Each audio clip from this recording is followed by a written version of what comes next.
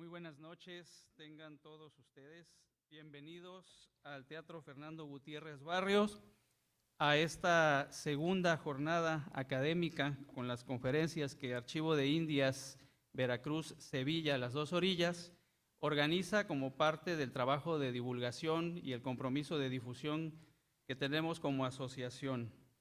Quisiera reiterar, antes de iniciar, el agradecimiento al ensamble de cuerdas de la Orquesta Filarmónica de Boca del Río por deleitar el preámbulo de este evento. Muchas gracias. Asimismo, agradecer a la señora Amparito Tomás, presidenta del patronato, gracias a quien tenemos la oportunidad de escuchar a este ensamble, así como a su director Juan Pablo Clasin, y por supuesto un agradecimiento al Ayuntamiento de Boca del Río por el apoyo para esta actividad. Muchas gracias.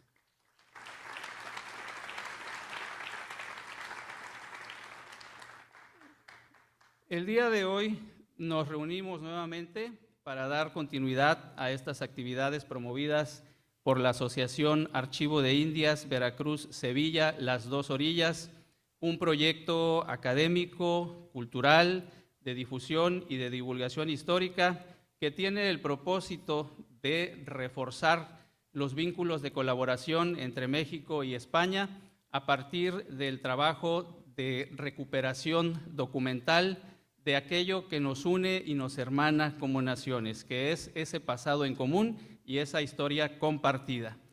Para dar inicio a este evento, me permito ceder el uso de la voz al presidente de la Fundación Archivo de Indias, Veracruz, Sevilla, el licenciado Francisco Arias.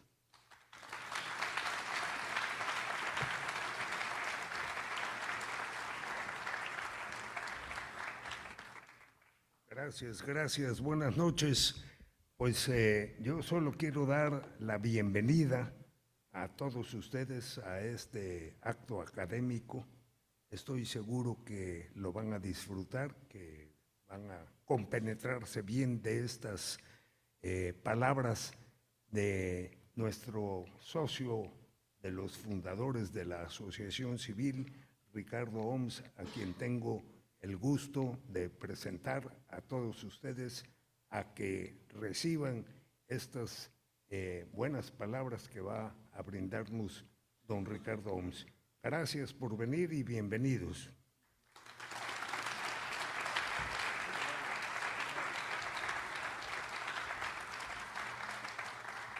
Muchas gracias al licenciado Arias.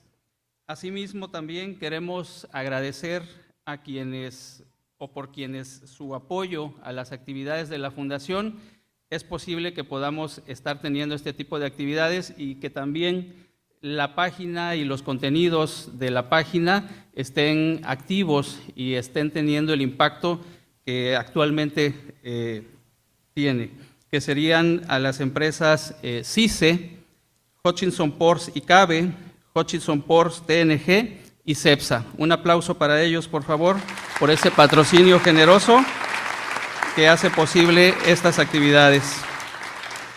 Y bueno, pues vamos a dar pie a la conferencia previamente.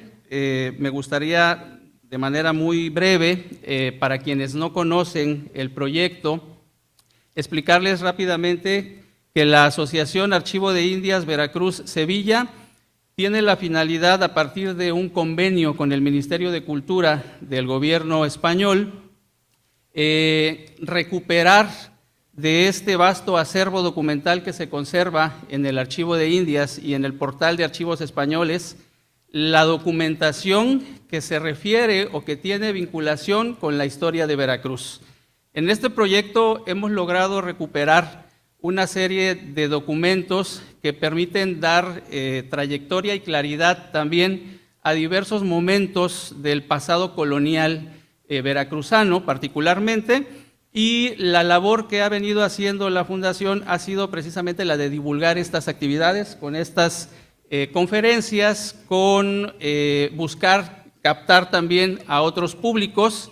Quisiera comentarles, por ejemplo, que logramos incorporar la página de Archivo de Indias dentro de las actividades que se diseñaron para los libros de texto en el nuevo plan de estudios para los estudiantes de bachillerato en el estado de Veracruz. Entonces, los jóvenes de bachillerato, dentro de las actividades que realizan en estas materias asociadas a la historia, ya pueden también acceder a la página de Archivo de Indias, Veracruz-Sevilla, las dos orillas. Y de la misma forma, a lo largo del año estaremos haciendo una serie de actividades para que todos ustedes nos acompañen también a divulgar y que ustedes mismos, porque esa es la idea, saliendo de esta conferencia en un momento de curiosidad, puedan acceder a la página, ¿sí? Puedan introducirse a los contenidos que ahí se han ido segmentando por líneas temáticas.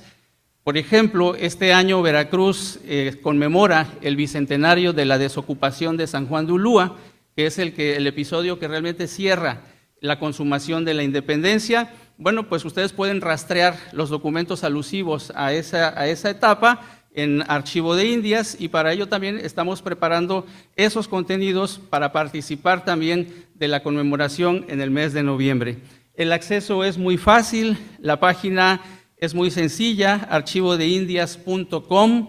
Una vez que ustedes ingresan, archivodeindiasveracruz.com, una vez que ingresan, tienen la posibilidad de explorar a partir de un buscador con las palabras clave que les permitan a ustedes ir rastreando. Por ejemplo, si alguien quiere conocer la información sobre San Juan de Ulúa, únicamente con una palabra clave concreta, por ejemplo, Ulúa, podrá acceder a todo el cúmulo de información que les va a proveer la página en función de los 6,000 documentos que se han logrado recuperar y que están en proceso de precisamente identificar y clasificar para que ustedes puedan acceder a ellos. Las cartas de relación de Hernán Cortés, el famoso episodio del pirata Lorencillo y diversos aspectos de la historia documental, porque lo que vamos a encontrar aquí básicamente no son todavía interpretaciones, es la historia documental con base en los documentos que se generaron entre los siglos XVI y XIX relacionados exclusivamente con la historia de Veracruz. Evidentemente esto implica también un esfuerzo de parte del equipo de Archivo de Indias para contextualizar esos documentos, porque nos vamos a enfrentar con una caligrafía que ya no se corresponde con las formas de escritura de nuestros tiempos, pero es un viaje también al pasado, ¿sí? Y a las formas de reproducción del pasado a través de estos documentos. Entonces queda abierta la invitación para que puedan acompañarnos a explorar esta página y sin mayor preámbulo, vamos a dar paso a la conferencia. Yo creo que sobran las referencias para ubicar a nuestro ponente, pero me voy a permitir hacer una breve síntesis curricular de Ricardo Oms Quiroga, quien actualmente es presidente de la Academia Mexicana de la Comunicación.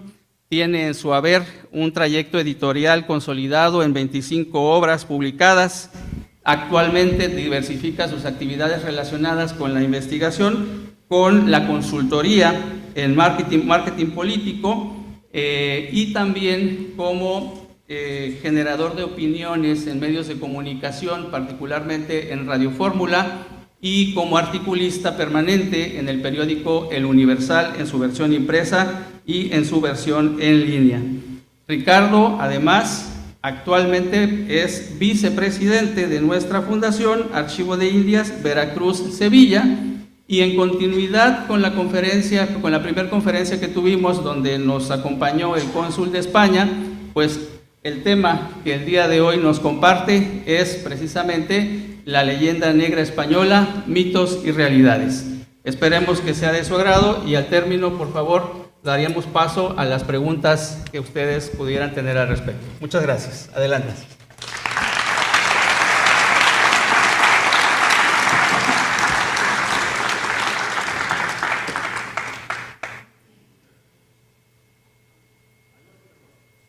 Sí.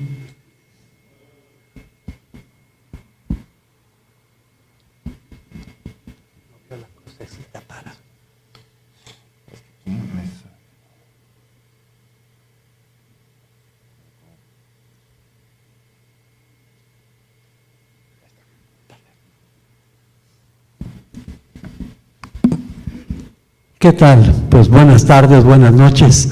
Es un gusto estar con ustedes y también pues quisiera destacar nuestro agradecimiento al Ayuntamiento de Boca del Río por el apoyo que nos dieron, tanto el alcalde Juan Manuel Unanue, el licenciado José Antonio Gómez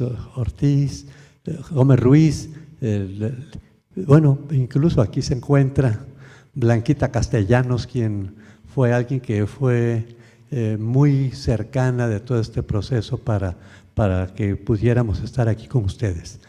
Aquí el tema de la leyenda negra española creo que tiene más significación de la que acostumbramos nosotros darle.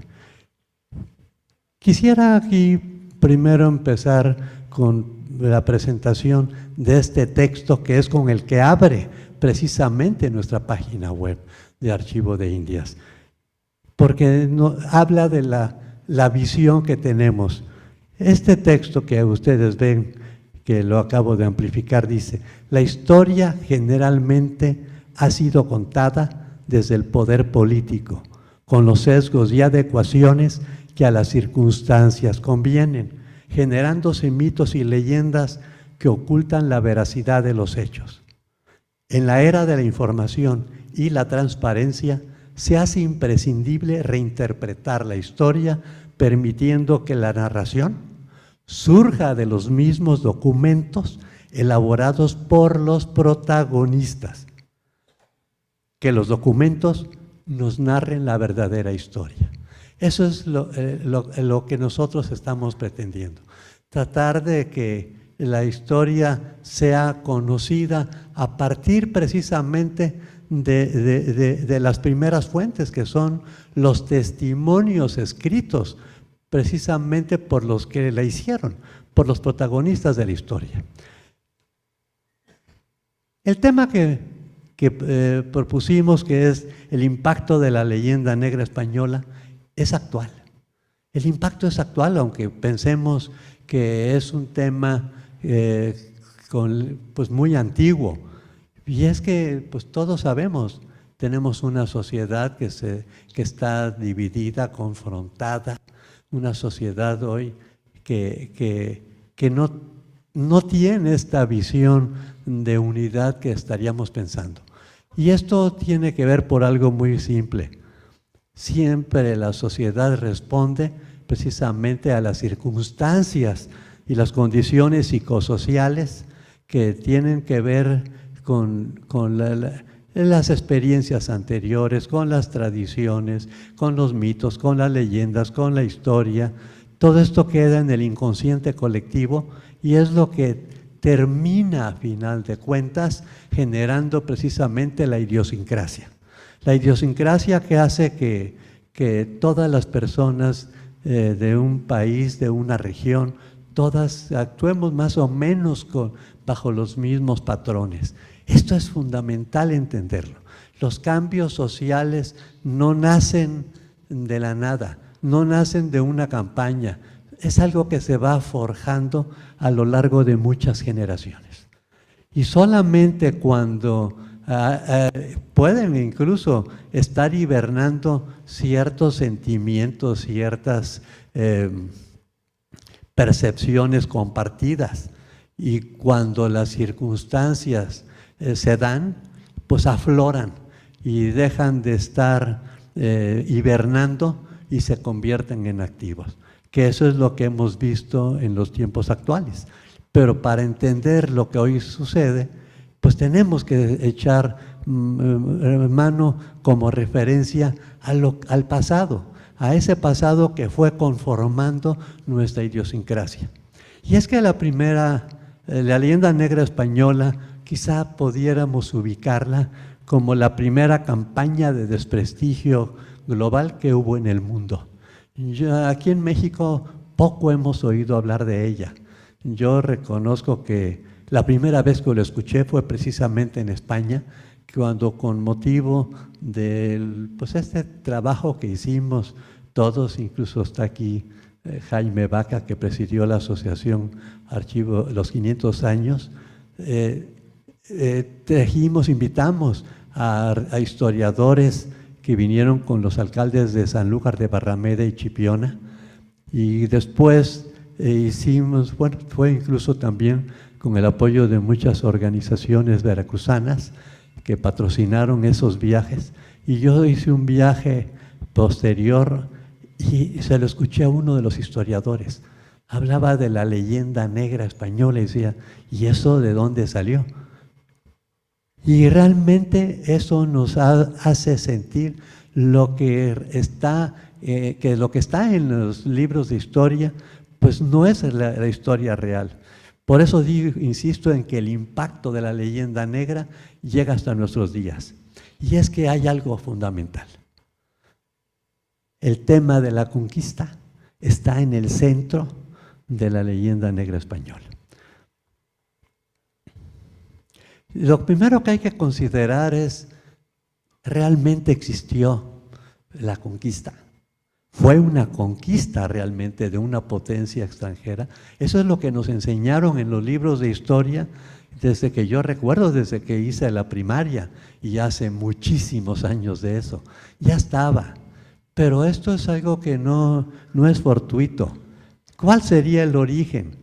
El origen son todas esta campaña que surgió de los enemigos de la corona española en el siglo XVI, que eran pues lógicamente Inglaterra y Francia, que estaban buscando tener a su vez pues una parte del pastel de esta América, y entonces empezaron a crear esta leyenda de una conquista cruel y de tratos inhumanos a los pobladores. Y qué curioso, ya que estamos platicando de esto, que sean precisamente ingleses y franceses los que crearon la leyenda negra española. Cuando nosotros vamos a Estados Unidos, yo no veo en las calles nunca a nadie que por sus rasgos sea originario de aquellas etnias que habitaban el territorio que hoy conforma Estados Unidos. ¿Dónde están? O sea, hubo todo un exterminio. Entonces la historia también está mal contada desde ahí.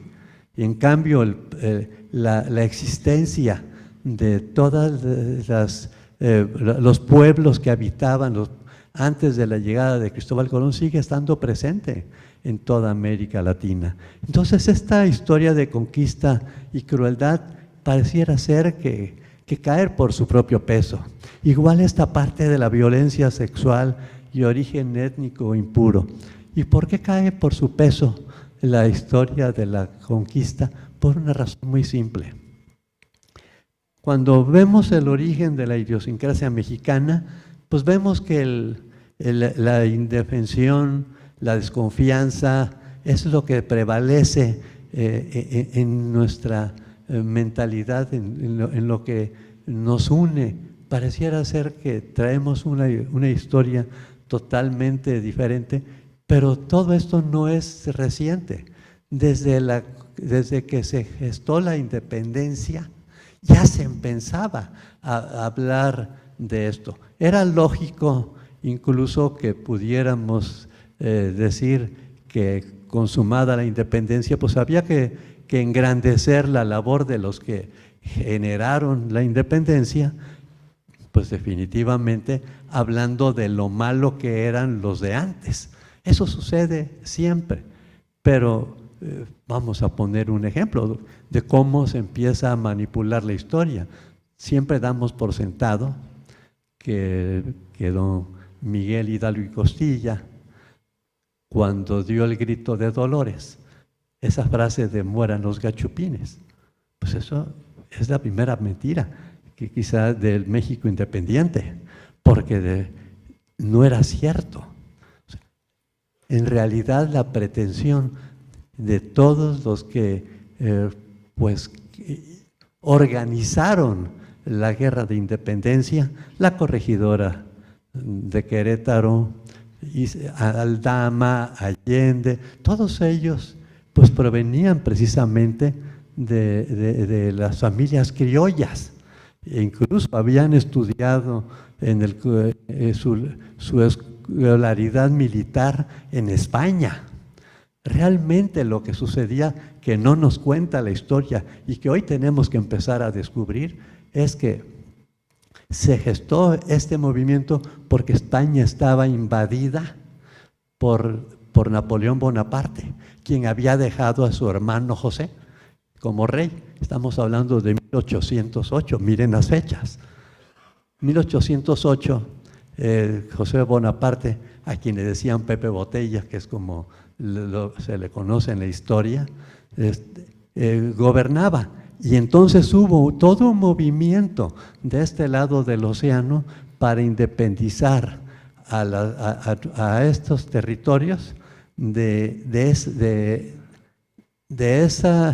ese gobierno dominado por Francia. Y lo que pretendía don Miguel Hidalgo pues era traer a Fernando VII a gobernar precisamente la Nueva España. Entonces no fue sino hasta después, cuando ya terminó la ocupación francesa en el año 1813, y yo diría que tiene que ver don José María Morelos y Pavón en esto, cuando de repente cambió todo el panorama y realmente se habló de independizarlo radicalmente de España. Y entonces empezó esta guerra bajo esta idea de una libertad total y absoluta. Pero desde ahí vemos cómo la historia pues no responde a la veracidad que todos esperaríamos.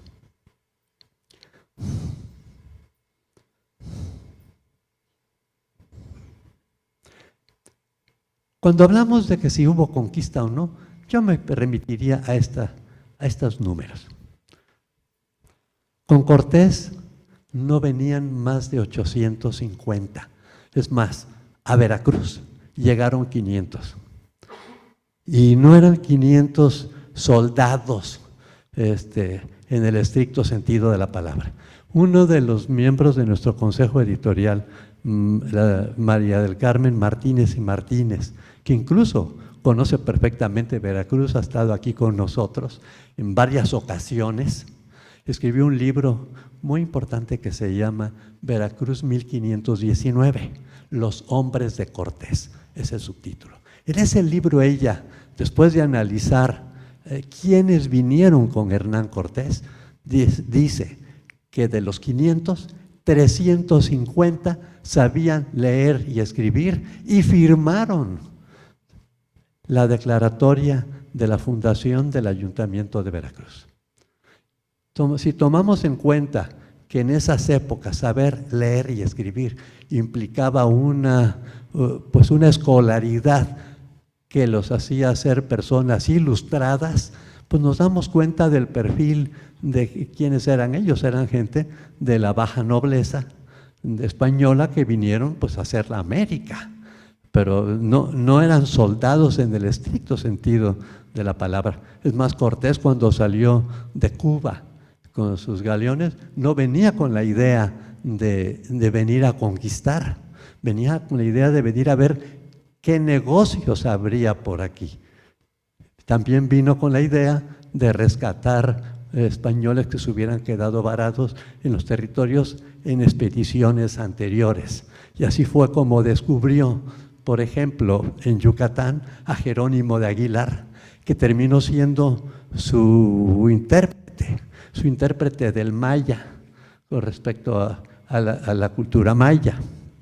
Y fue el que junto con doña Marina o Malintzin, pues lograron interpretarle a Hernán Cortés lo que había. Entonces estamos hablando de que estos 850 soldados, estos eran 500. En Veracruz lo descubren los enviados de Moctezuma, y por la forma en que trata Hernán Cortés a ellos, despierta el interés del cacique gordo de Zempoala, Chicomecoatl, y este es el primero que dice, pues tengo que aliarme con quien puede ayudarme a liberarnos de pues de un, pues, ¿cómo diríamos? Del yugo de un imperio como era el Imperio Mexica. Y entonces le negocia con él y le da los primeros 3,000 guerreros. Esos 3,000 guerreros se les fueron añadiendo otros más por los pueblos donde pasaban, y se iba haciendo la idea de que estos eran los que podrían liberar del yugo azteca, y llegan a Tlaxcala, que fue un lugar fundamental para la conquista, o más bien para poder derrotar al Imperio Mexica. Después pues, aumenta un poco los soldados, porque definitivamente llega Pánfilo de Narváez a las costas de Veracruz, regresa Cortés, y de ahí salen los otros soldados que se le unieron. Bueno, ¿a qué vamos con esto? Una ciudad que estaba protegida por 150,000 guerreros aztecas, 850 soldados españoles con sus 15 cañones, 16 cañones y 15 caballos, no era posible que los hubieran derrotado. Era precisamente los 136,000 guerreros que venían con él, apoyándole, guerreros tlaxcaltecas, los mismos totonacas, los de Cholula, todos los que fueron creyendo en él, son los que realmente lograron derrotar a los que estaban resguardando Tenochtitlán. Y entonces esto me lleva a preguntar, ¿qué fue entonces eso? ¿Fue una invasión? ¿Fue una batalla? No, Cortés y su gente en realidad fueron como el equipo técnico, si habláramos de fútbol, ¿no? O sea, son el equipo técnico, pero los que realmente derrotaron a los aztecas no fueron precisamente todos los que venían con ellos, todos los aliados indígenas que venían, incluso venían con sus caciques. Y podemos hacer una pregunta. ¿Por qué razón cuando cae Tenochtitlán no toman los caciques la determinación de vamos, ya sirvieron, nos dieron la ayuda que necesitábamos, pues vamos aquí a colgarlos, vamos a matarlos? No lo hicieron, siguieron confiando en Hernán Cortés. Y esto nos habla un poco de qué sucedieron en aquellos tiempos. Y aquí lo que yo les quisiera decir es, ¿por qué no recurrir a las historias reales? En las cartas de relación de Hernán Cortés, y creo que es precisamente en la segunda, es donde Cortés describe cómo fue el ataque sobre Tenochtitlán, y sobre todo en las 3 calzadas donde se libraron las principales batallas. Y ahí, en este documento, él narra al rey Carlos I de España o Carlos V de Alemania, que tenía los 2 títulos, él le narra que fue precisamente gracias a los 136,000 guerreros que venían aliados con él, que se logró poder poner fin a ese imperio que tenía asolado todo el territorio central de lo que hoy es México, e incluso el sureste, porque llegaban hasta parte del sureste. Y ustedes pueden constatar esto es parte de nuestra página web que ya Ricardo Teodoro Alejandres les mostró. Aquí está el documento, las cartas de relación. Si ustedes la tocan, lo verán como una revista, como un libro que se va abriendo y están ya puestas en tipografía de imprenta. O sea, se puede leer como un libro contemporáneo. Bien, pues si hablamos de que la conquista no fue conquista, pues ¿qué fue lo que sucedió en esa época? ¿Por qué entonces viene todo esto que desprestigia pues la llegada incluso de Hernán Cortés? Y esto tiene un impacto hoy, porque nuestra idiosincrasia trae detrás una narrativa histórica que habla de un sentimiento de derrota crónica. El hecho de que cuando hablemos del nacimiento de nuestro país, siempre lo asociemos con una invasión extranjera y una derrota, pues pareciera ser que es el destino de México. Y no es cierto, es más, ni siquiera existía la conformación política, eran etnias que estaban en este territorio, que no eran, muchas de ellas no estaban ni siquiera intervinculadas, tenían su propio idioma, sus propias tradiciones, su propia manera de ver la vida. Y entonces, pues no podemos adjudicar a la toma de Tenochtitlán como si fuera pues la derrota de todo un país, porque no existía. Y es que este sentimiento de derrota crónica genera este sentimiento de vulnerabilidad. Y la vulnerabilidad nos lleva precisamente a lo que todos vemos continuamente, que es ese sentimiento de victimización que pareciera ser que cada vez que uno escucha a los políticos hablar, siempre estamos victimizándonos de cómo nos va de mal en todas las cosas, ¿no? Siempre estamos sintiéndonos menos ante otros países, estamos sintiendo que traemos en la bolsa la derrota. Y nada más les pongo un ejemplo. ¿Por qué razón en los deportes, los mexicanos, nada más en los deportes individuales, es en los que destacamos, y jamás lo hacemos en los deportes de grupo? Llama la atención que esté sucediendo eso, porque siempre traemos la derrota como grupo. La victimización pues provoca también una baja autoestima y lo más importante, la victimización y este sentimiento lo que hacen es que la gente tenga el oído sensible a los discursos de odio. Siempre en este país la gente está abierta a escuchar a quien venga a prometerle convertirse en el libertador de ellos. La narrativa de la derrota agravia, victimiza y permite la manipulación colectiva. Ese es un grave problema que se deriva precisamente de toda una visión de país que traemos arrastrando, porque evidentemente el rol reivindicador del gobernante en turno le ha permitido retener el poder. Pero esto no es una cosa de ahora, esto ya viene incluso después de la independencia de México. Eso ya viene desde el siglo XIX y esto tendríamos que entenderlo.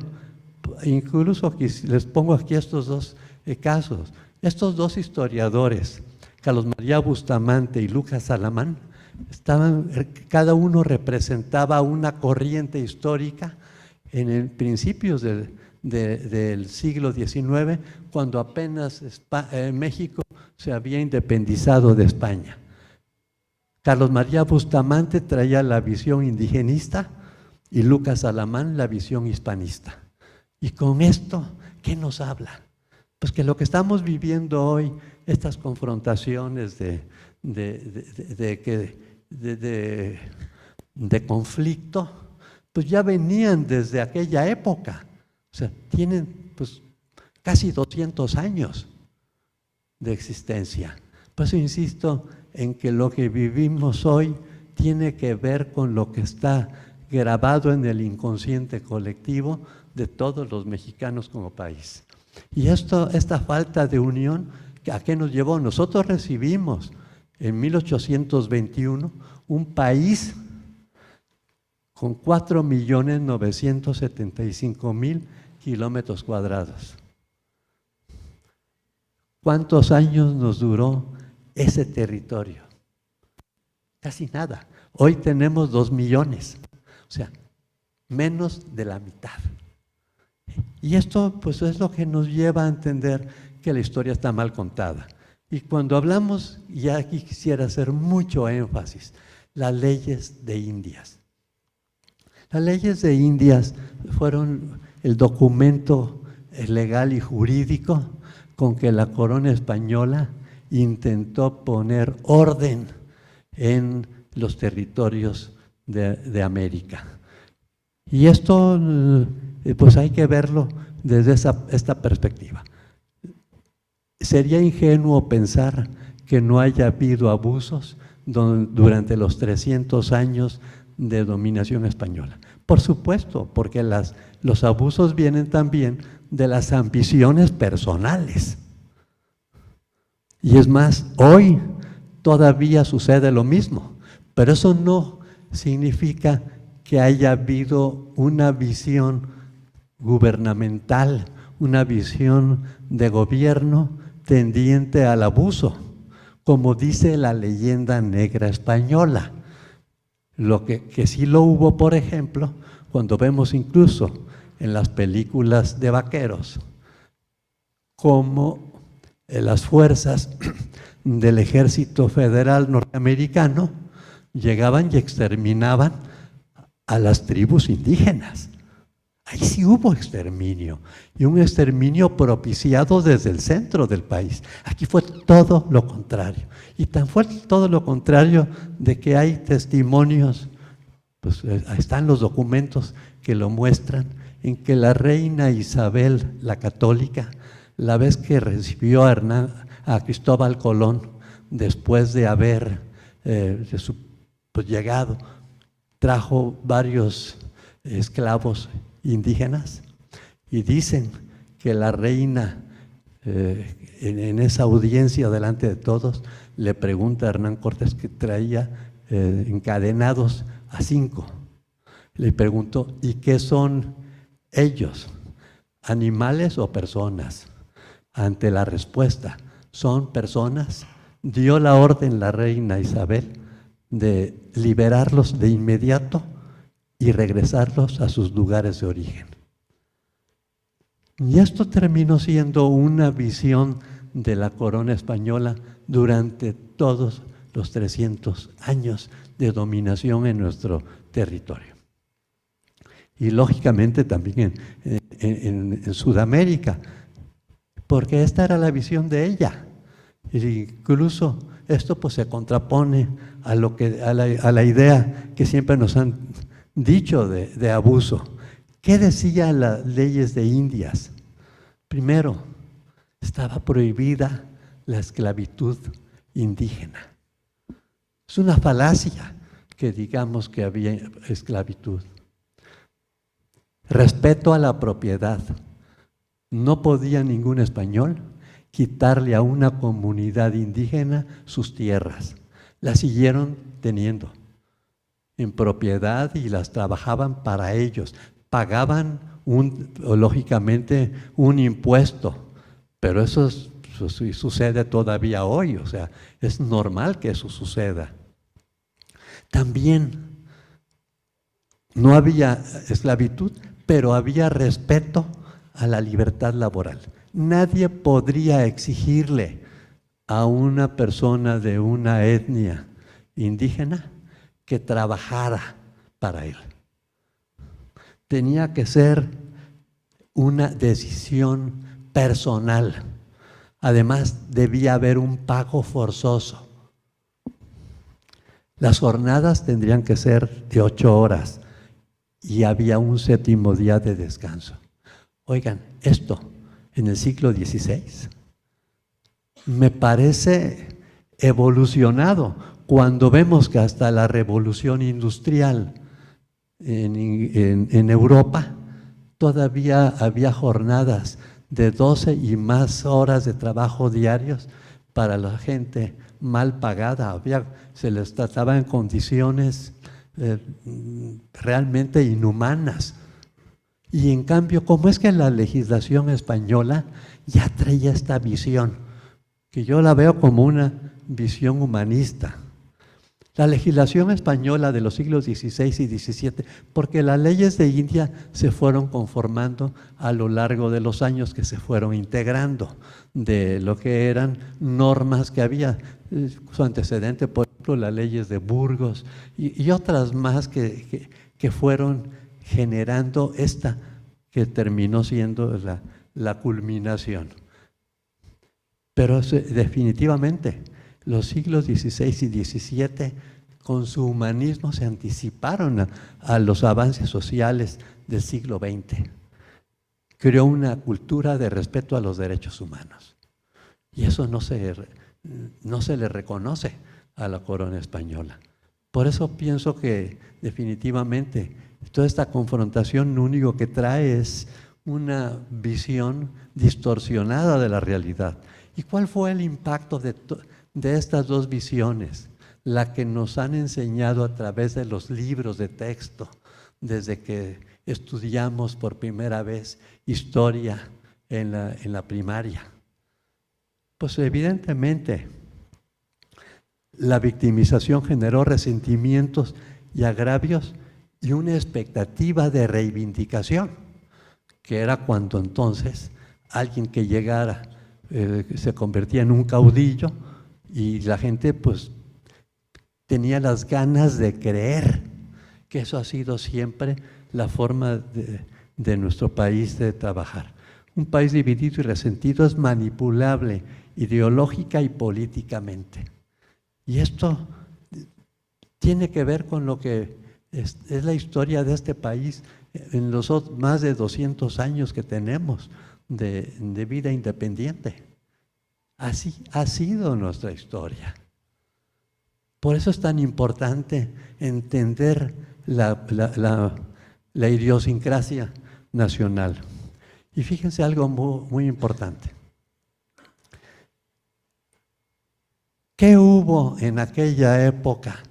Si no, lógico, es fácil decir que todo se debe a una guerra, a una conquista. Y hay una cosa fundamental que tampoco se dice. En realidad, cada uno de los habitantes de todas estas tierras americanas tenía la categoría de ciudadano español. Es más, no era una colonia Nueva España. Colonia significa abuso, como otros países europeos hicieron, por ejemplo, en África. Esas eran colonias. Aquí, por ejemplo, la Nueva España tenía los mismos derechos, vamos a pensar, del reinado de Navarra, los mismos derechos que tenía Asturias, los mismos derechos que los demás. Es más, esto no se reconoce, pero esta romanización quizá fue un poco la idea que tenían precisamente los romanos muchísimos tiempo atrás. Y eso es lo que tendríamos también que entender. Pero sin embargo, a partir de este choque de civilizaciones y el sentimiento de victimización, pues es que definitivamente el lenguaje se convirtió en algo fundamental para el mexicano. El lenguaje, y podremos verlo todavía hoy, en este país la palabra no tiene valor. Es un referente, pero nadie se compromete con las palabras, con lo que dice. Hemos creado un metalenguaje propio. Y cuando digo metalenguaje es un lenguaje que no tiene unas reglas claras, pero opera. Siempre nos entendemos, entre los mexicanos nos entendemos, pero los entendemos porque de nacimiento estamos condicionados a poder entendernos intuitivamente. A través del lenguaje el mexicano nunca dice lo que piensa, jamás. Es más, el mismo Octavio Paz lo reconoce en el libro El laberinto de la soledad, ¿no? Que el mexicano no se abre a los demás, porque cuando se abre se siente desprotegido y vulnerable. como dice Octavio Paz, el mexicano, si se abre, se raja. Entonces, ¿para qué nos sirve este metalenguaje? Pues para proteger la intimidad. El mexicano trae su idea de lo que quiere, pero nunca la menciona. También para evitar compromisos. O sea, nunca nos comprometemos con las palabras. Y entonces, si las palabras son el medio de comunicación, pues evitamos también los compromisos. Al mexicano no le gustan los compromisos. Para evitar también confrontaciones. Siempre mejor decir lo que suponemos que la gente quiere escuchar. La intuición termina siendo fundamental porque es la llave de la decodificación en el lenguaje nuestro. Y eso qué interesante es, porque los extranjeros que llegan a nuestro país, por eso no nos entienden. No es que no entiendan nuestro idioma, el idioma lo entienden perfectamente, sino no entienden qué queremos realmente. Hemos creado todo una forma de comunicarnos nosotros. Y también existe la manipulación de los significados. Y algo que es terrible, convivimos continuamente con la mentira. Mentimos casi hasta por placer. O sea, mentimos para justificar una llegada tarde a una cita. Mentimos para pues evitar que alguien nos vea mal, mentimos.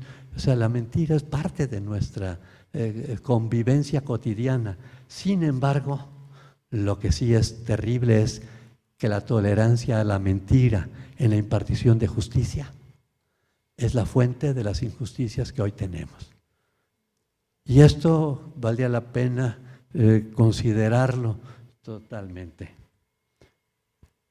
Todo esto impacta en la confianza pública. Sin embargo, vámonos ahora a los orígenes de todo esto, de lo que hemos estado hablando, de todo este sentimiento. ¿Qué es lo que sí hubo en aquella época? Si no hubo una derrota, si no hubo una invasión estrictamente hablando, porque era imposible que 850 llegaran a derrotar al ejército más grande que había en todo el territorio, que era el ejército mexica. ¿Qué es lo que sí hubo? Hubo un choque de civilizaciones.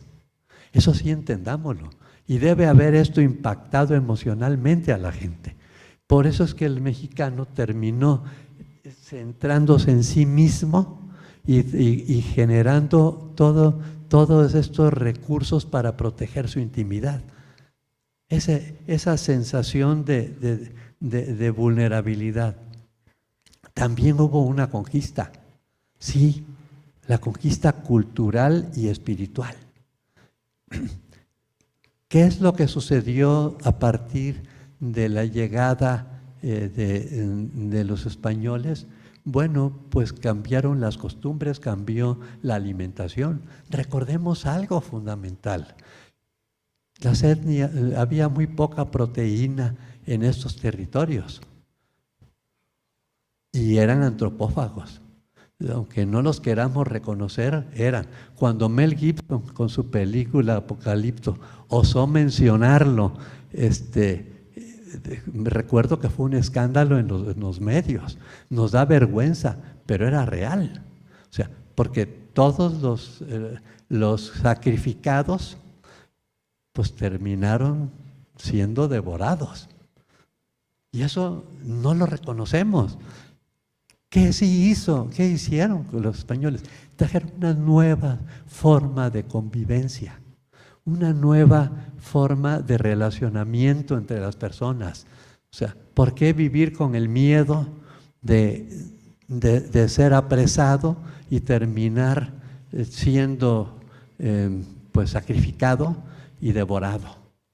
O sea, lo que ofrecieron es esto. Por tanto, sí creo que hubo esta conquista cultural, pero una conquista cultural es una conquista, vamos a llamarle positiva, una conquista que aporta. Trajimos, por ejemplo, de productos alimenticios que no teníamos aquí y que sí los había en Europa. Y efectivamente, de aquí para allá, muchísimos de los alimentos que hoy tienen en Europa, su origen, el cacao, el maíz, la papa, por ejemplo, son americanos. Y ellos no podrían vivir. Hubo un intercambio. Y eso me parece que es lo más sano que pudiera habernos sucedido. Hubo nuevos valores morales y sociales. Eso tiene que ver. Hubo escuelas. Recordemos algo. Las escuelas más antiguas, antes incluso que cualquier universidad norteamericana, la hubo en México, en la Nueva España. O sea, ¿qué hicieron? Los españoles trajeron hospitales. O sea, realmente hubo una visión de protección. O sea, y vuelvo a decir, no quiere decir que no haya habido abusos, pero abusos de forma personal, no porque hubiera un sistema abusivo como sí lo hubo en todas las colonias, por ejemplo, en África, cuando se repartieron los europeos África. A ver, se prohibió los sacrificios y la antropofagia. Se habla de que después de la caída de Tenochtitlán, Hernán Cortés juntó a todos los caciques y les prohibió los sacrificios y la antropofagia, y lo aceptaron. Y mandó, pero no solamente prohibió, mandó traer de Cuba 3,000 cerdos. O sea, y empezaron a traer alimentos que aportaban las proteínas que la alimentación local no tenía. O sea, eso a mí me habla de alguien con visión. Incluso cuando hablamos de las propiedades, a toda la élite de la aristocracia mexica se los llevaron a España y les reconocieron los títulos nobiliarios. ¿Cuántas familias hoy tienen su origen allá en España y son españoles? De los descendientes de Moctezuma o de la misma Malinche. Y yo quisiera preguntarles a ustedes, ¿qué tan difícil habría sido para Hernán Cortés convencerlos a todos cuando les ofrecieron a la gente que podían vivir por fin en paz, sin la zozobra de terminar siendo víctimas de la violencia? Yo creo que esto fue fundamental para poder pacificar un territorio. Bueno, ahora ya no hablemos de la evangelización, porque la evangelización fue realmente un vehículo genial. Siempre que nos hablan de la evangelización, los enemigos de todo este proceso nos hablan de la Inquisición.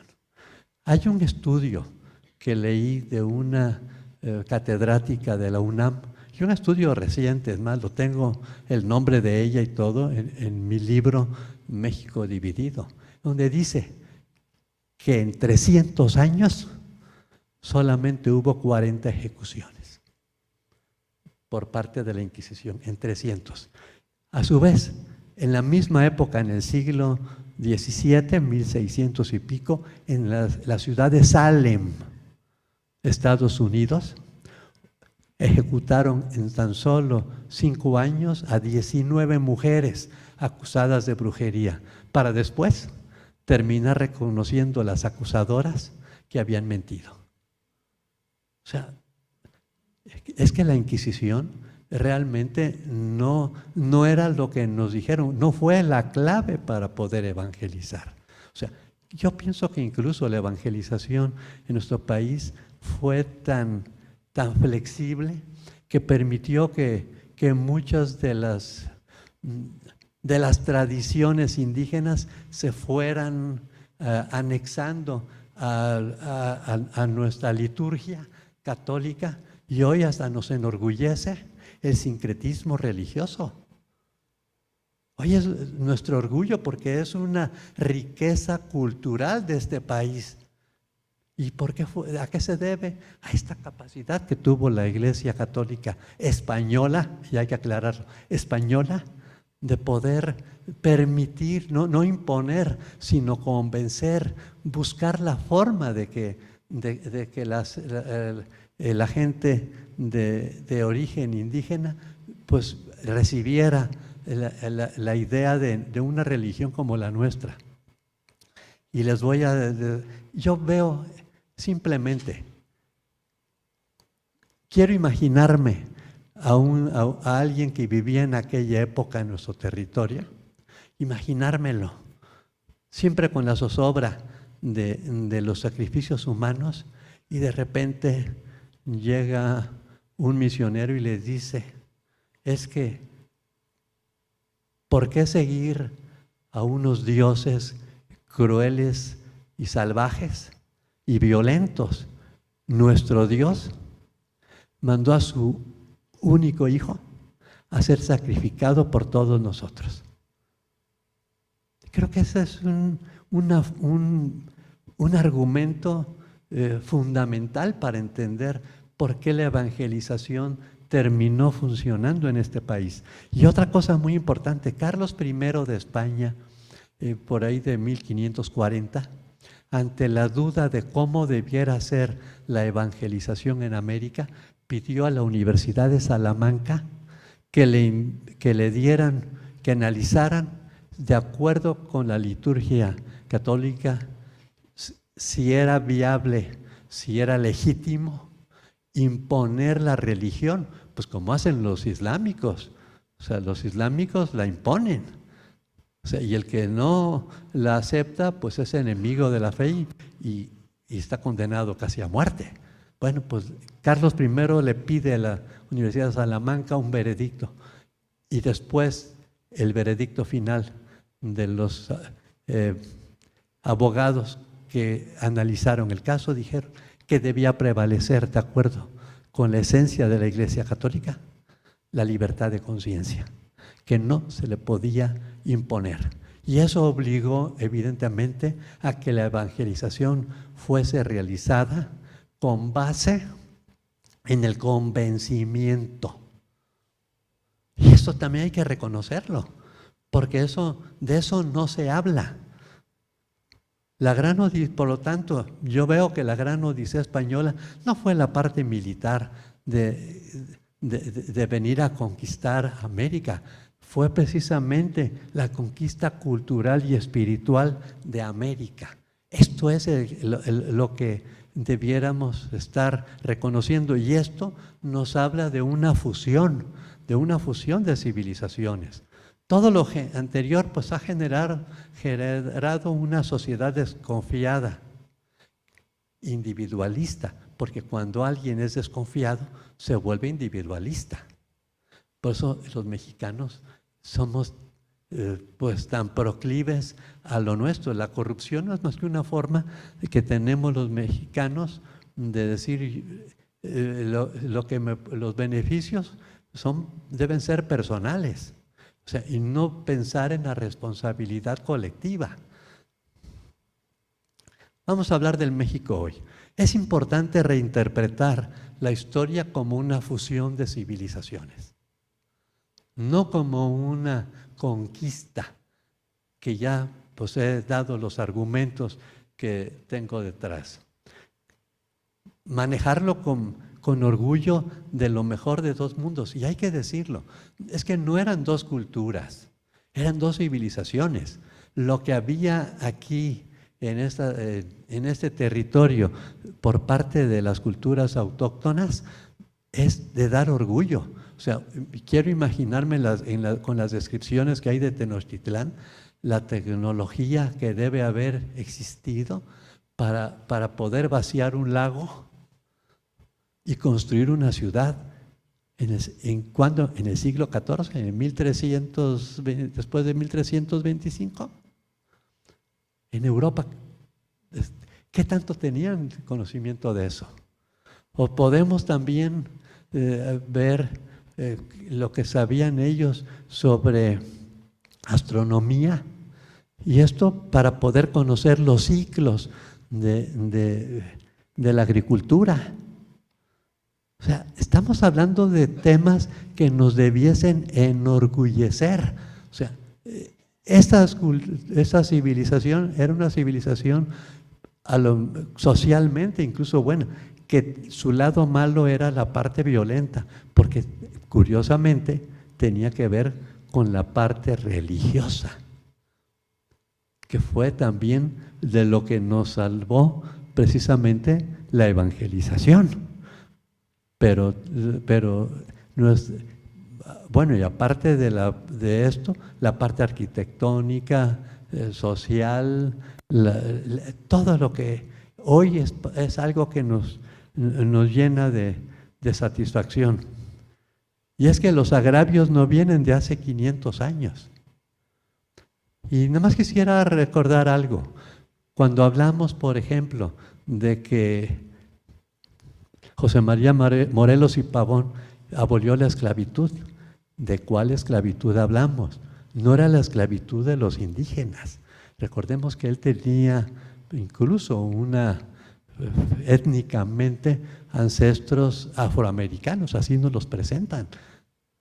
Lo que sí se dio, otra vez, porque siempre las ambiciones humanas le buscan la vuelta a todo, lo que sí se dio es que al estar prohibida la esclavitud indígena, los ingleses y franceses crearon todo un comercio de esclavos que salían de Inglaterra y de Francia, pasaban por África, traían los esclavos a venderlos aquí en América, y entonces compraban productos con ese dinero que también comprados al margen de la ley, o sea, como quien dice, eran negocios mal habidos, y con eso regresaban a venderlo en Europa. Y así incluso fue como se dio esta historia que tenemos en Veracruz de la invasión, que no fue invasión, más bien de la lucha que tuvieron John Hawkins y Francis Drake con el virrey de la Nueva España. Y esto es que ellos se dedicaban al comercio de esclavos. Bien. ¿Qué tenemos que reconocer? Que los agravios son de hoy. Los agravios contra las etnias son hoy. O sea, nunca los hemos reconocido. Hoy el mundo indígena, hablar de indigenismo es hablar de pobreza, es hablar de abuso, es hablar de ignorancia. No los hemos integrado al mundo contemporáneo con el argumento del respeto a sus costumbres. Los hemos dejado de lado, los hemos dejado olvidados incluso. Necesitamos definitivamente reconciliación. ¿Por qué? Pues porque todos quisiéramos un proyecto de país incluyente y productivo, que nos dé lo que necesitamos, pero necesitamos quitar todas estos mitos y estas leyendas que obstruyen la reconciliación. Y como lo vemos, pues generalmente sigue habiendo por ahí argumentos para fortalecer la división, ¿no? Bien, aquí están mis datos de contacto, en Facebook, Twitter, LinkedIn. Y quisiera terminar nuevamente. Este es un proyecto del Archivo de Indias, porque después seguramente estaremos solicitando a los miembros de nuestro consejo editorial, que son historiadores de muy buen nivel, con obra publicada, pues que nos den conferencias, los que viven aquí, pues presenciales, y seguramente por Zoom podremos tener a los que viven allá en España. Bien, no sé si haya preguntas, algún comentario. ¿Sí? ¿Qué tal?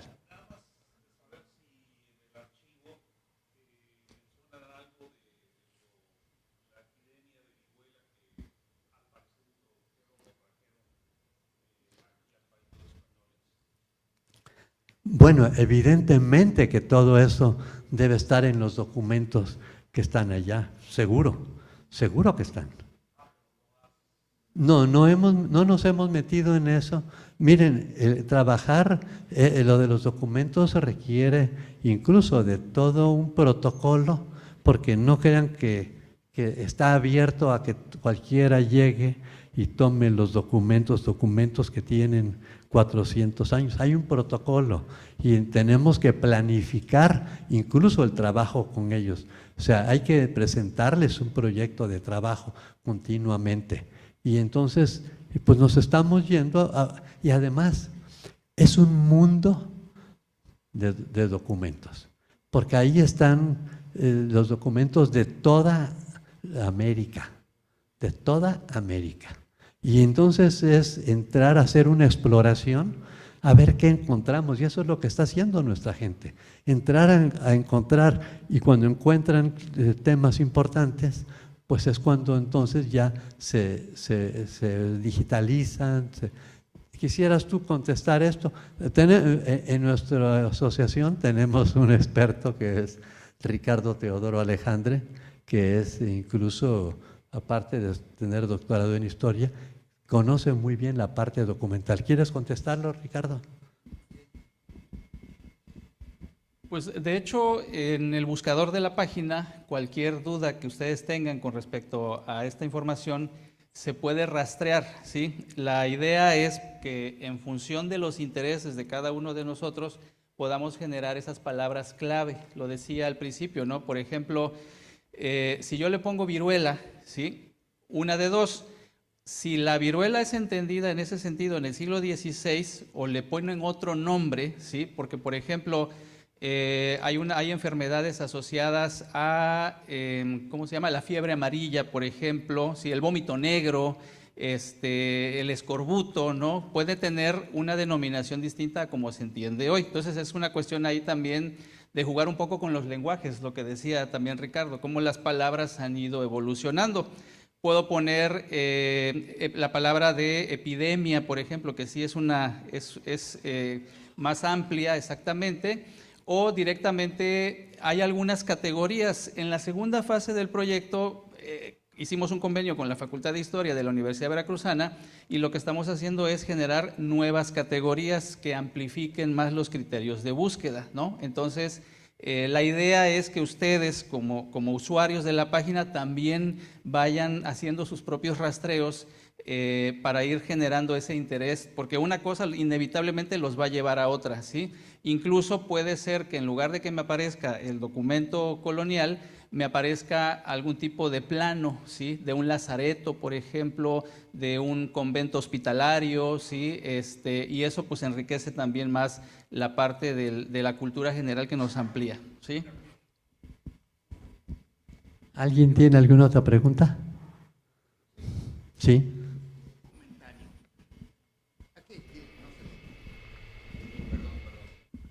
Un comentario general, yo soy totalmente inculto en relación a esto.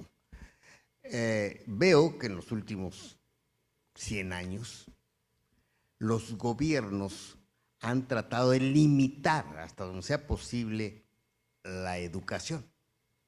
Cuando ya no se puede limitar tanto, pues le crean sindicatos y ya no doy la calidad, porque a la hora de tener calidad de conocimiento, esa gente, que estamos hablando de los últimos 100 años, que usted hablaba del México Nuevo, pues los puedo gobernar mucho más fácil, porque soy, en el caso de los gobernadores, pues líderes y manipuladores, como usted decía.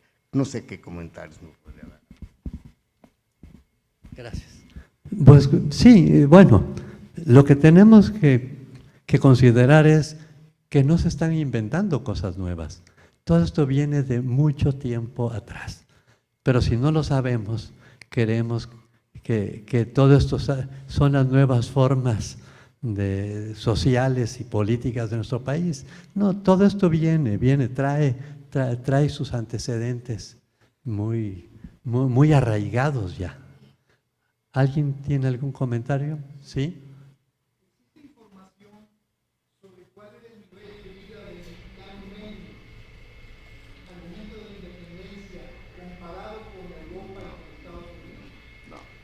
Bueno, quisiera hacer notar algo.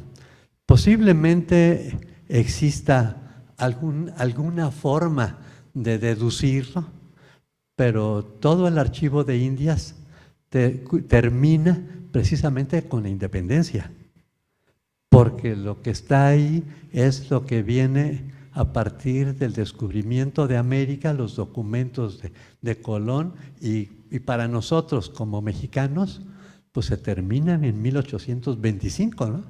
Que fue cuando se abandonaron San Juan de Ulúa los últimos soldados. O sea, más allá de eso ya no hay documentos allá. Pero posiblemente existan indicadores, porque tampoco había una metodología que pudiéramos decir en aquellas épocas que dé cuenta de ello, ¿no? Entonces son cosas que podemos hacer hoy con la tecnología que hoy tenemos, con la infraestructura, pero en aquellas épocas era seguramente un poco más difícil, ¿no? Incluso la comunicación no era tan fácil. Entonces, se puede deducir posiblemente. ¿Algún otro comentario? Sí, sí, monseñor.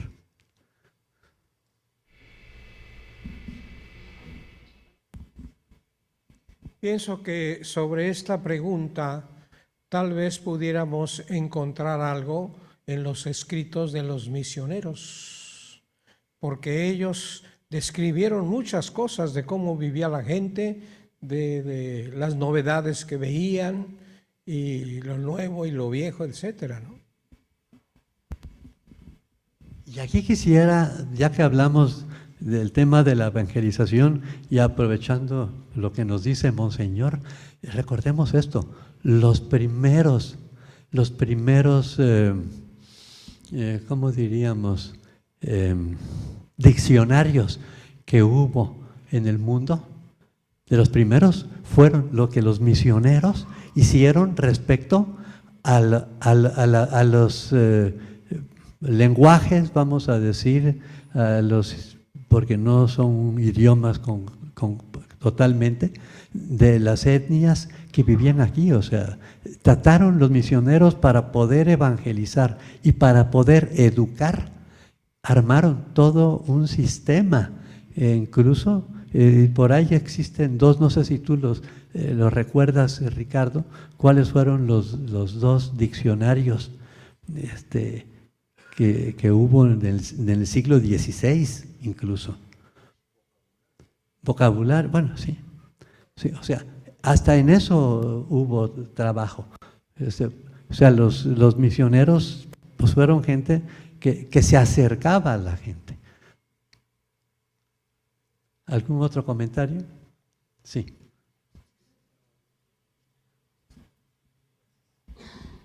Sí, tengo dos preguntas sobre, usted hace referencia a un documento de leyes que regían la Nueva España. ¿Sabe si en otros territorios que no eran la Nueva España, a lo mejor en particular el Caribe, en aquel tiempo utilizaban esas mismas leyes o tenían otro régimen de leyes? Y la segunda pregunta es si esos documentos los tienen accesible en la página. Los documentos existen y los vamos a terminar subiendo. O sea, lo que te refieres de las leyes de Indias existen, o sea, localizables y todo, sin problema. Los pensamos subir, es parte del proyecto. Y evidentemente abarcaban, operaban y tenían validez en toda la América hispana. Eso seguro. ¿Algún otro comentario? Sí. Sí. ¿Qué tal?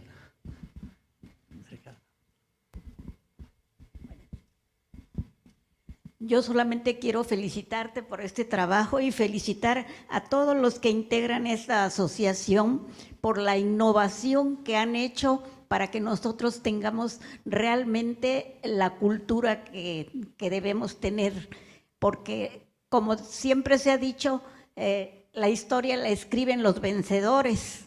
Entonces, como tú nos has dicho, pues realmente todos los que van aportando lo van haciendo de acuerdo a sus propios intereses. Y gracias a esta asociación y a todo el gran equipo que está trabajando, podemos tener mayor certeza de lo que ha ocurrido y de lo que es la verdadera historia de nuestro país. Muchas gracias. ¿Puedo hacer un comentario? Nada más para complementar la duda que preguntaba usted sobre el Estado, lo que sí se pueden encontrar son los censos, ¿sí? Los censos daban una radiografía de los tipos de oficios, de la distribución de la población dentro de las ciudades, de los orígenes raciales también. Y por ejemplo, aquí en Veracruz, en el archivo histórico de la ciudad de Veracruz, tenemos el censo original del padrón de Revillagigedo, que es uno que mandó a hacer el virrey Revillagigedo, precisamente para conocer el estado de las principales villas de la Nueva España y el tipo de dinámicas poblacionales que había, para tener esa radiografía. Y con respecto a la pregunta por acá de este lado sobre cómo se administraban las colonias, existían dos figuras que eran las que dirimían las cuestiones político-administrativas, jurídicas, que es el Consejo de Indias, esa era la denominación, y cuando es Indias y abarcaba a todos los virreinatos, y la Real Audiencia, que es a donde se generaban estos debates y discusiones sobre lo que acontecía y que terminaba resolviéndose en los cuerpos jurídicos o legales o normativos que la corona continuamente iba expandiendo, ¿sí? De hecho, una de las conferencias que estamos tratando de aterrizar ya para plantearla es precisamente porque el año pasado se conmemoraron los 500 años del Consejo de Indias, ¿sí? Entonces la idea es que la experta en el tema, la doctora María del Carmen Martínez, ya sea por Zoom o ver la forma de que nos visite nuevamente, venga a explicar este tema nuevamente, porque es la que lo ha trabajado. Ella ha rastreado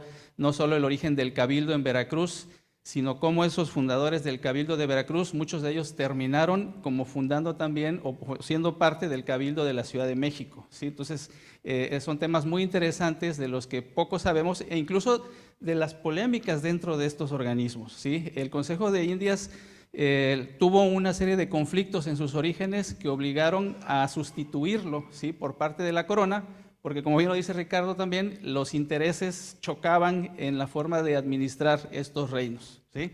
Gracias.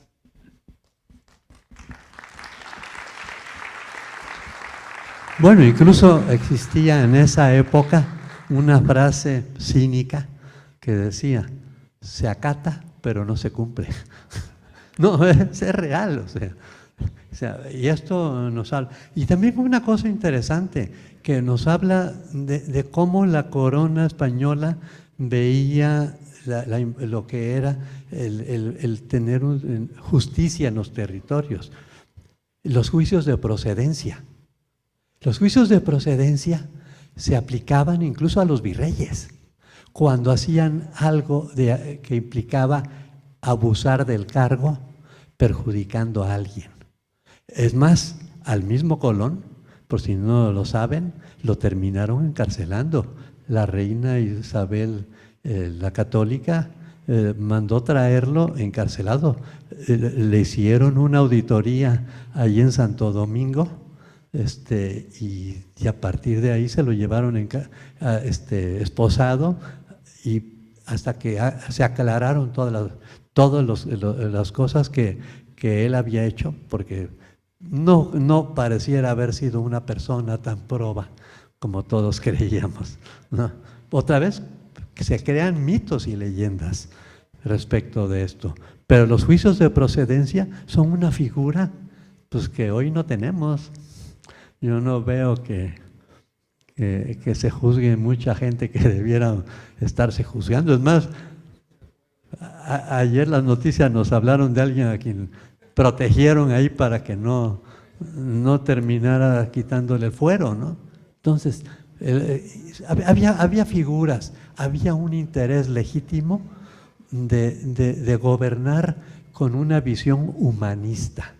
Y eso creo que es fundamental para entender, porque ni los ingleses ni los franceses la tuvieron. Ya no digamos todavía, hubo un momento en el siglo XIX, 1800, creo que, ¿quién fue?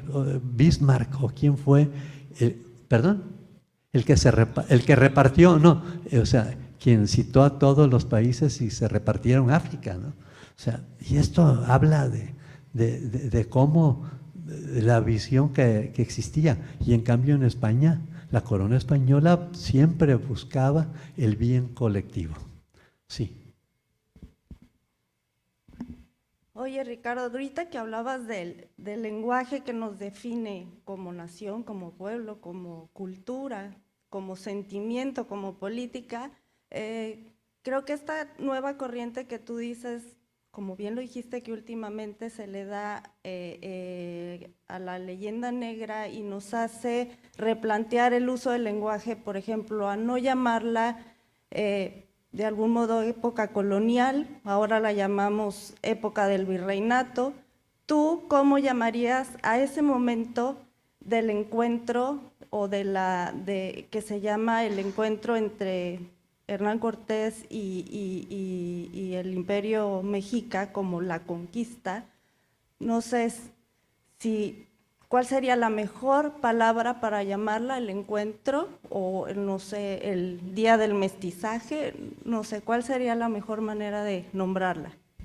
Fíjate que acabas de tocar un punto interesante. No sé si ustedes identifiquen a Salmerón, que es un historiador muy cercano al gobierno anterior. Incluso él es de Coatzacoalcos. Salmerón, metido, porque él es historiador, metido en el tema, sacó un concepto que le llamó la irrupción española. Y creo que en el fondo es correcto. ¿Qué fue lo que sucedió en esa época? La simple llegada de gente que traía otra forma de ser, con otras costumbres, con otros valores, con otra visión, pues significó eso. Fue una irrupción, fue una llegada que movió a todo un territorio, ¿no? Y creo que sería la irrupción española. El concepto de Salmerón. Bueno, yo no me acordaba de lo otro, pero me acuerdo de que él lo mencionó incluso en una reunión que tuvimos algunos de nosotros allá en México con él. Bien, ¿algún otro comentario? ¿Pregunta? ¿Sí?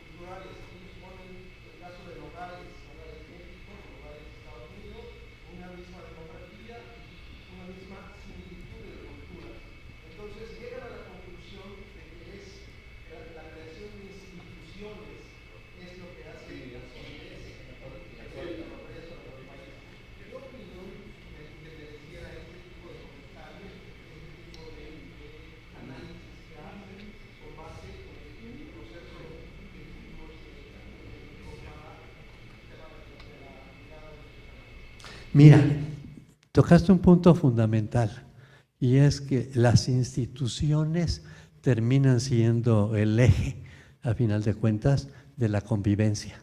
Son lo que nos permite tener una representatividad.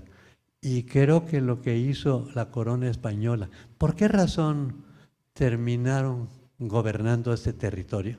Si no hubo no fue una guerra, o sea, no llegaron a exterminar, no llegaron a invadir de forma violenta. ¿Y cómo es que terminaron? Fue gracias a la visión esta institucional que traían. Porque el hecho de generar leyes, de generar sistemas, de generar una nueva forma de vida social, pues tiene que ver con instituciones. ¿Qué fue lo que trajeron a ese territorio? Instituciones. Y gracias a las instituciones, pues estamos hablando de que este país durante esos 300 años, pues mal que bien, caminó, evolucionó y tuvimos paz social incluso, porque no hubo en esos 300 años barbarie ni nada, la hubo después de que terminó, de que tuvimos la independencia, ¿no? Pero sí, las instituciones son fundamentales. Incluso eso lo vimos, lo estamos viendo hasta con Estados Unidos, ¿no?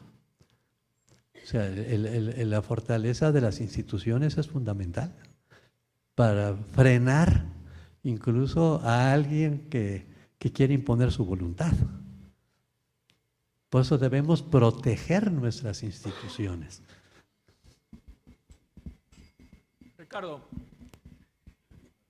en la creación de la leyenda negra, ¿qué tan importante es los imperios enemigos, que en este caso era Francia e Inglaterra, versus los mismos príncipes electores del mismo reino español que de alguna manera se sentían desplazados porque, pues bueno, al nacer Carlos V, los pobres, los miserables del imperio, pues eran los españoles, ¿no? Obviamente al momento que él se asienta en España, pues los pobres se vuelven los primos alemanes, ¿no? Que es la otra mitad del imperio, que además en ese momento se vuelve protestante.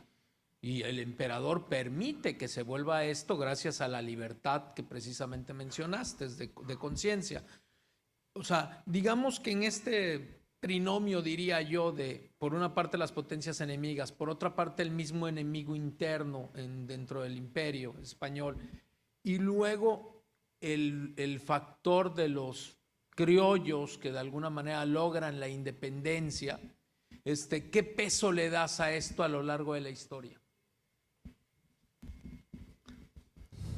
Bueno, aquí pudiéramos decir que intervienen pues los factores de la política, ¿no?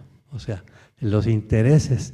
Incluso podríamos decir que estos territorios de América terminaron siendo poblados precisamente por la baja nobleza europea, española principalmente, porque recordaremos que en aquellas épocas al hijo mayor le tocaba la riqueza del padre y el título nobiliario.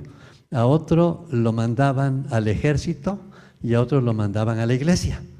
Era la forma en que caminaba la sociedad.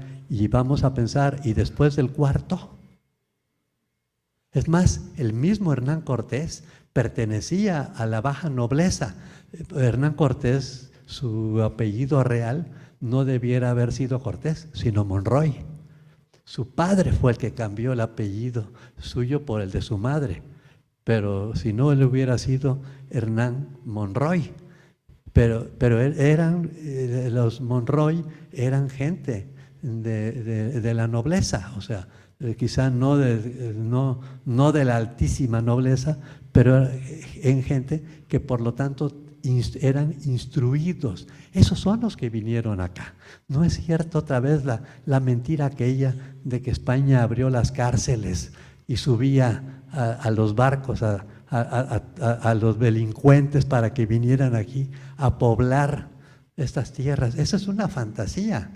Y creo que el estudio que hizo precisamente Mari Carmen Martínez, de los 350, de los 500 que vinieron con Cortés, que sabían leer y escribir, eran gente instruida, pues nos habla del perfil. Y eso que vinieron a la parte más difícil, porque vinieron a jugarse la vida. Ya no vinieron nada más a asentarse y hacer la América, los que vinieron con Cortés sabían que hasta ahí podrían quedar, si no sabían defenderse, sabían utilizar la espada. Entonces, es esa baja nobleza, son estas costumbres de las que tú hablas, ¿no? Que pues era la forma en que se transmitía el poder, a final de cuentas. No sé si con eso respondo. O sea, ahí es donde se ve el impacto en nuestro territorio. ¿Sí? Sí, Nacho. Yo creo que es muy importante ubicarnos en ese momento, no solamente México. España era el imperio del planeta Tierra. Más grande que el romano. Es correcto. Entonces, por eso también la leyenda negra era tan importante para derrotar el imperio. Así es. Pero creo que ese contexto es bien importante. Bueno, acaba de tocar un punto importante. Si se dice que toda España cabe dentro del territorio de Chihuahua en México, imagínense lo que significaba la Nueva España para la monarquía española. Si hoy México es grande con sus 2 millones de kilómetros cuadrados, imagínense con 4.975.000, que es lo que recibimos y no supimos cuidar. Porque también hay que decirlo, no supimos cuidar. O sea, ¿cómo es que ellos sí lo retuvieron y después ya Antonio López de Santa Anna, que si entre que lo vendió, que si no lo vendió, que si lo… ¿Qué sucedió? No sabemos, ¿no? O sea, realmente la joya de la corona era la Nueva España. O sea, no hay país de Sudamérica que tuviera el tamaño de lo que era la Nueva España, ¿no? Sí. Una pregunta sencilla, Ricardo. Sí. Sabemos que México es muy unido para nosotros, pero para otro tanto hay un México dividido. Y yo quisiera nada más escucharle su voz acerca de un pensamiento, una apreciación en cuanto a llamarle Golfo de México o Golfo de México. ¿Y cuál es su forma de pensar?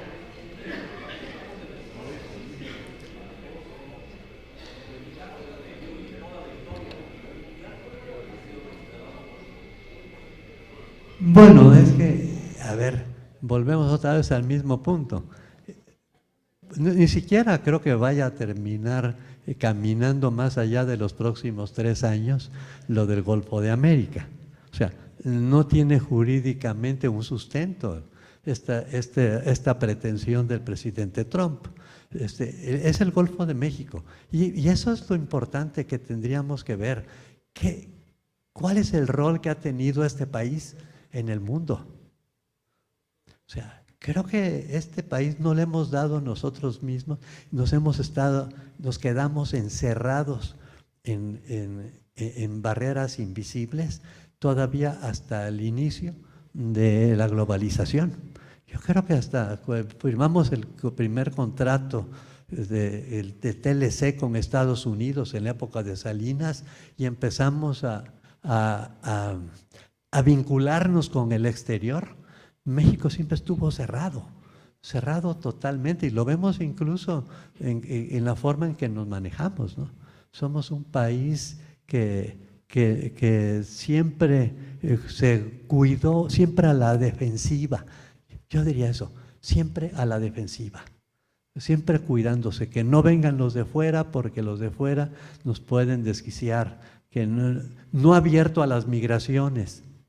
Fíjense, la riqueza de los países sudamericanos como Argentina, Chile, Brasil, Uruguay, todos esos países, pues es precisamente la migración. Pero nosotros nunca la estimulamos ni la aceptamos, ¿no?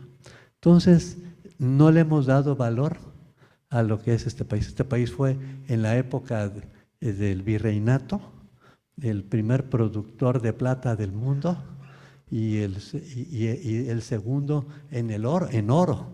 O sea, imagínense, o sea, y además proveía, por eso es tan importante Veracruz, porque era el punto de entrada y de salida de todo ese gran territorio de 4.975.000 kilómetros. ¿Por dónde salía todo? Por Veracruz. No existía otro puerto importante para poder hacerlo. Y eso es lo que nos debe dar orgullo. A nosotros cuando nos metemos en estos temas, porque nos gusta la historia, a todos los que estamos en este proyecto, somos apasionados de ella. Incluso nuestro querido amigo Víctor era alguien también que nos convocaba con el gusto por la historia. Bueno, me refiero a Víctor Gardoqui, ¿no? Realmente sentimos ese orgullo y quisiéramos compartirlo a través de este proyecto. Incluso hemos logrado, y Ricardo ha sido el conducto por parte de nuestra fundación, estamos ya en los libros de texto de bachillerato de la SEP. Si quisieras comentar el tema. Sí, o sea, logramos estar, traemos, nuestro proyecto no nada más la página web. Nuestro proyecto va mucho más allá, va a terminar siendo un proyecto incluso hasta educativo. Por eso hicimos el convenio con la Universidad Veracruzana, que nos van a ayudar con paleógrafos, ¿no? Que van a traducir documentos que ni siquiera están traducidos en España, sobre documentos originales. Por eso estamos también con el proyecto con la SEP. Pretendemos eso, pretendemos transmitir este orgullo de pertenencia, este orgullo de que Veracruz fue la entrada y salida durante 300 años y lo sigue siendo de la cultura, de la economía, de la migración, de todo. O sea, no hemos sabido proyectarlo. Vamos a hacerlo con este proyecto, van a ver que sí lo lograremos. O sea, gracias. Sí.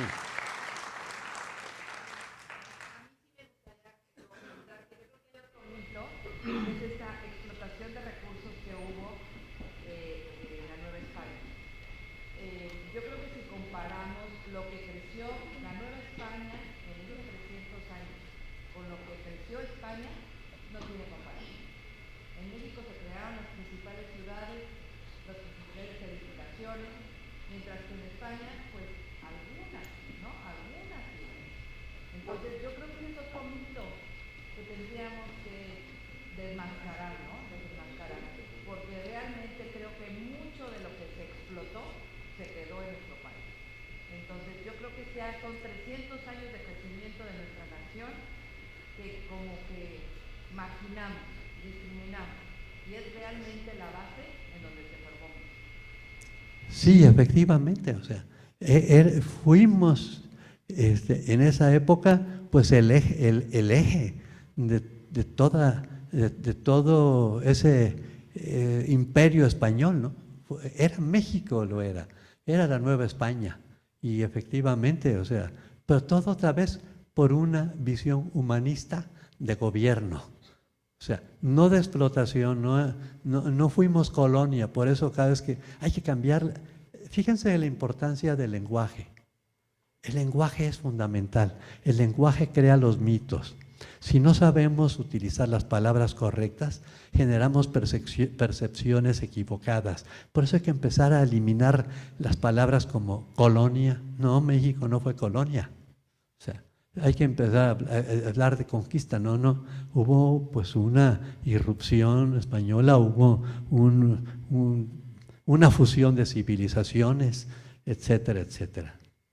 Bien, pues ya me indican que ya estamos en la hora en que bastante han... Sí, Joaquín.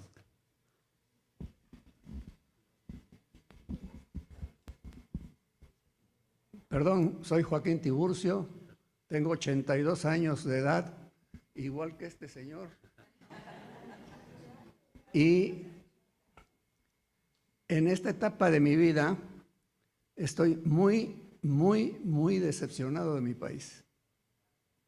Nos hemos vuelto una comunidad mentirosa, falta de valores, y hay que verlo simplemente en el ambiente político. Es una, no me atrevo a decir malas palabras aquí, es una porquería el ambiente político. Y están convirtiendo a nuestro país en una porquería. Tengo 54 años de notario. La tranquilidad con la que yo trabajaba hace 30 años, ahorita cada asunto o persona que llega a la oficina, tengo que poner mis 5 sentidos alertas para tratar de decidir si esta persona me está diciendo la verdad o está tratando de manipular. Es impresionante. Nuestra parte política es de risa. Debemos de ser políticamente una vergüenza a nivel internacional. Con la facilidad que tiene usted de investigación, con la facilidad de palabra, me gustaría que le dedicara usted un tiempo a esta situación,